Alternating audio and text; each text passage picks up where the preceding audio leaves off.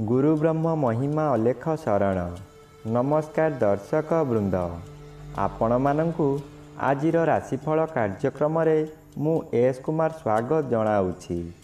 प्रतिदिन निजर राशिफल जानिबा पाई गुरुकृपा यूट्यूब चैनल को सब्सक्राइब करंतु और पाखरे थिबा बेल आइकन को प्रेस करी ऑल नोटिफिकेशन ऑन करी दियंतु, जहा फଳରେ आमे जेतेबेले वीडियो अपलोड करिवो प्रथमे आपण वीडियो देखि पारिबे। आमर यही वीडियो रे आपण संपूर्ण पंचांग सहित मेष ठारू मीन पर्यंत 12 गोटी राशिर राशिफल विषय रे जानि पारिबे। वीडियो को दया करी शेष पर्यंत देखंतु। वीडियोटी भल लागिथिले वीडियो को लाइक करंतु एवं आपणक प्रियजन पाखु शेयर करी जणांतु। एबे आसंतु जानिबा आज दिनर संपूर्ण पंचांग विषय। आज 2024 मसीहा डिसेम्बर मास 25 तारिख बुधवार, दिल्ली सौराब्द सन 1432 साल, स्वाधीन भारताब्द 78 वर्ष, महिमाद 197 वर्ष। उत्कल गजपति श्री श्री गजपति दिव्यसिंहदेव महाराजांकर 68 अंक। सौरस्व पौष मास 10 दिन, चांद्रमते पौष कृष्ण पक्ष दशमी तिथि, रात्रि 9 घंटा 59 मिनिट पर्यंत। आजिर सूर्योदय विरजा क्षेत्र को 6 घंटा 20 मिनिट, धनु लग्न एकदंड 36 लिता गते उदय। आजिर सूर्यास्त विरजा क्षेत्र को 5 घंटा 9 मिनिट, मिथुन लग्न एकदंड 46 लिता गते अस्त। आज तुला चंद्र 60 दंड, चित्रा नक्षत्र अपराह्न 3 घंटा 38 मिनिट पर्यंत, एहापरे स्वाति नक्षत्र। आज जन्मित शिशुर तुला राशि वैश्यवर्ण दानवगण, अपराह्न 3 घंटा 38 मिनिट गते देवगण। आज मृत व्यक्तिर पुष्कर दोष नाही, निषिद्ध खाद्य। आज कलम भोजन निषेध अटे। आजिर अमृत जोग प्रातरु दिवा 7 घंटा 7 मिनिट मध्ये, दिवा 7 घंटा 55 मिनिट गते 9 घंटा 43 मिनिट मध्ये, रात्रि 11 घंटा 7 मिनिट गते 1 घंटा 31 मिनिट मध्ये, संध्या 5 घंटा 56 मिनिट गते रात्रि 7 घंटा 44 मिनिट मध्ये, एवं रात्रि 1 घंटा 20 मिनिट गते शेष रात्रि 3 घंटा 45 मिनिट मध्ये। आजिर महेन्द्र जोग नाही। आजिर काल बेला दिवा 10 घंटा 8 मिनिट गते 12 घंटा 2 मिनिट मध्ये। आजिर 12 बेला दिवा 12 घंटा 20 मिनिट गते 2 घंटा 14 मिनिट मध्ये। आजिर काल रात्रि रात्रि 1 घंटा 21 मिनिट गते शेष रात्रि 3 घंटा 14 मिनिट मध्ये। आजिर राहु काल मध्याह्न 12 घंटा ठारू 1 घंटा 30 मिनिट मध्यरे। आज घात चंद्र नाही। अपराह्न 3 घंटा 38 मिनिट गते मिथुन राशिर घात नक्षत्र, रात्रि 9 घंटा 59 मिनिट मध्ये बिछा राशिर घात तिथि, कर्कट राशिर घात 12। प्रिय बंधुगण, एबे आसंतु जानिबा मेष ठारू मीन पर्यंत 12 गोटी राशिर राशिफल विषय रे। राशिचक्रर प्रथम राशि मेष राशि। आज मेष राशि जन्मित व्यक्तिमानक सकाशे सप्तम चंद्र अन्य ग्रह द्वारा बाधा प्राप्त अछंती, शुभ फल मिलिब नाही। हठात कोनोसी कारणरू आपणकर आय बंद होई जिवो। जेते चेष्टा कले मध्य व्यवसाय को वृद्धि करि पारिबे नाही। कर्मक्षेत्र रे विशृंखला देखादेव। चाकिरी करुथिबा व्यक्ति चाकिरी रे बहु बाधा विघ्न देई गति करिबे। तळ कर्मचारी माने गुप्त शत्रु पालटी जिबे। बंधु अप्रिय होई पारंती। एबे आसंतु जानिबा राशिचक्रर द्वितीय राशि वृष राशि विषय रे। आज वृष राशि जन्मित व्यक्तिमानक सकाशे षष्ठ स्थान रे चंद्रगोचर करूछंती, शुभ फल प्रदान करिबे। आपणक परिवार मध्यरे हस खुशीर उत्तम वातावरण खेलीजिब। विगत दिन मानंकरे आपण प्रत्येक कार्य फेल मारिथिले, ଏବେ ଯେଉଁ କାର୍ଯ୍ୟ କରିବାକୁ ଆଗ୍ରହ ପ୍ରକାଶ କରିବେ ତହିଁରେ ସଫଳତା ନିଶ୍ଚୟ ମିଳିବ। ଷଷ୍ଠ ଚନ୍ଦ୍ର ଆର୍ଥିକ ଦୃଷ୍ଟିରେ ଉନ୍ନତି ଆଣେ। ଆପଣ ଯେଉଁ ବ୍ୟବସାୟ କରୁଛନ୍ତି ତହିଁରେ ଆଶାଠାରୁ ଅଧିକ ଆୟ କରିବେ। ଏବେ ଆସନ୍ତୁ ଜାଣିବା ରାଶିଚକ୍ରର ତୃତୀୟ ରାଶି ମିଥୁନ ରାଶି ବିଷୟରେ। ଆଜି ମିଥୁନ ରାଶି ଜନ୍ମିତ ବ୍ୟକ୍ତିମାନଙ୍କ ସକାଶେ ସପ୍ତମ ସ୍ଥାନରେ ରବି ଓ ପଞ୍ଚମ ସ୍ଥାନରେ ଚନ୍ଦ୍ର ଗୋଚର କରୁଛନ୍ତି। ଅଶୁଭ ଫଳ ମିଳିବ। ହଠାତ୍ ସ୍ୱାସ୍ଥ୍ୟହାନି ହେବ।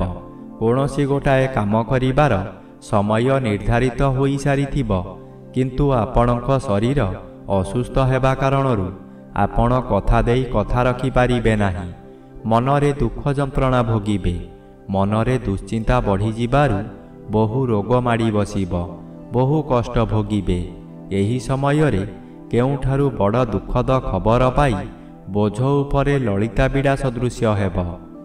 ଏବେ ଆସନ୍ତୁ ଜାଣିବା ରାଶିଚକ୍ରର ଚତୁର୍ଥ ରାଶି କର୍କଟ ରାଶି ବିଷୟରେ। ଆଜି କର୍କଟ ରାଶି ଜନ୍ମିତ ବ୍ୟକ୍ତିମାନଙ୍କ ସକାଶେ ଚତୁର୍ଥ ସ୍ଥାନରେ ଚନ୍ଦ୍ରଗୋଚର କରୁଛନ୍ତି।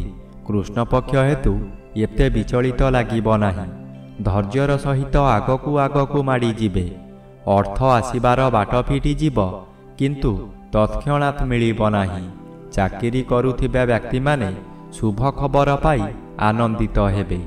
ଚତୁର୍ଥ ସ୍ଥାନ ବିଦ୍ୟାସ୍ଥାନ ଓ ମାତୃସ୍ଥାନ ହୋଇଥିବାରୁ ମାତୃ ସହିତ କିଛି କଥା କଟାକଟି ହୋଇପାରେ।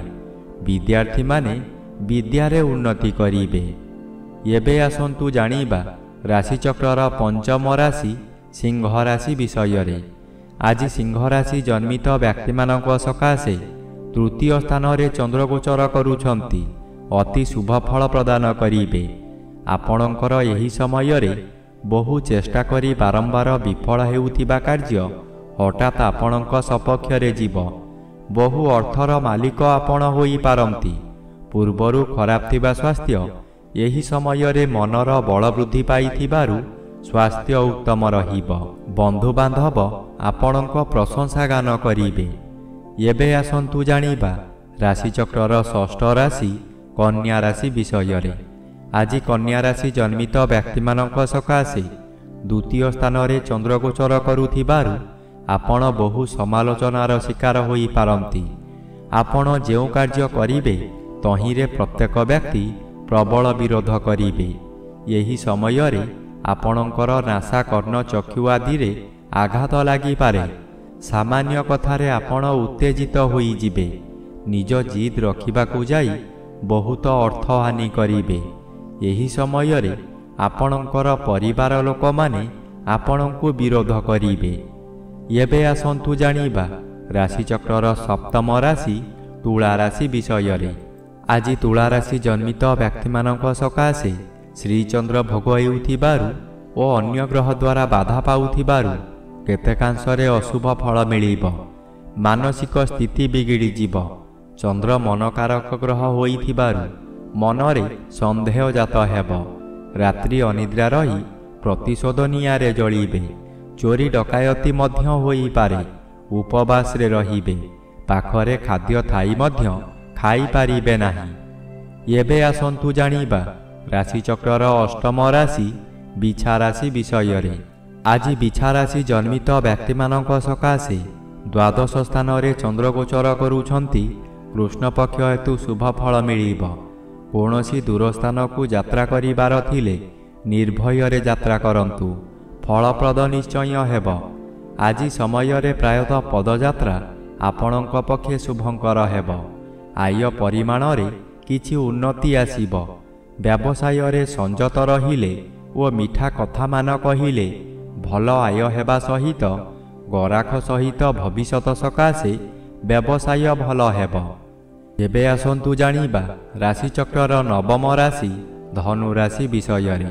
ଆଜି ଧନୁରାଶି ଜନ୍ମିତ ବ୍ୟକ୍ତିମାନଙ୍କ ସକାଶେ ଏକାଦଶ ଚନ୍ଦ୍ର ଅନ୍ୟ ଗ୍ରହ ଦ୍ୱାରା ବାଧା ପାଉଥିବାରୁ ଶୁଭ ଫଳ ପ୍ରଦାନ କରିବେ ନାହିଁ। ଜନ୍ମର ବି ଅଶୁଭ ଫଳ ମିଳିବ। ଆପଣଙ୍କ ଆୟ କ୍ଷେତ୍ରରେ ପ୍ରତିବନ୍ଧକ ଆସିବ।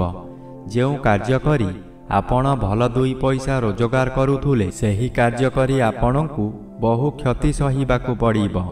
ବନ୍ଧୁମାନେ ଆପଣଙ୍କୁ ବିରୋଧ କରିବେ। ହତାଶ ହୋଇ ଦରିଦ୍ର ପଞ୍ଚାକ୍ଷର ମନ୍ତ୍ର ଜପ କରିବା ବ୍ୟତୀତ ଅନ୍ୟ ଉପାୟ ନାହିଁ। ଏବେ ଆସନ୍ତୁ ଜାଣିବା ରାଶିଚକ୍ରର ଦଶମ ରାଶି ମକର ରାଶି ବିଷୟରେ। ଆଜି ମକର ରାଶି ଜନ୍ମିତ ବ୍ୟକ୍ତିମାନଙ୍କ ସକାଶେ ଦଶମ ସ୍ଥାନରେ ଚନ୍ଦ୍ରଗୋଚର କରୁଛନ୍ତି ଶୁଭ ଫଳ ପ୍ରଦାନ କରିବେ।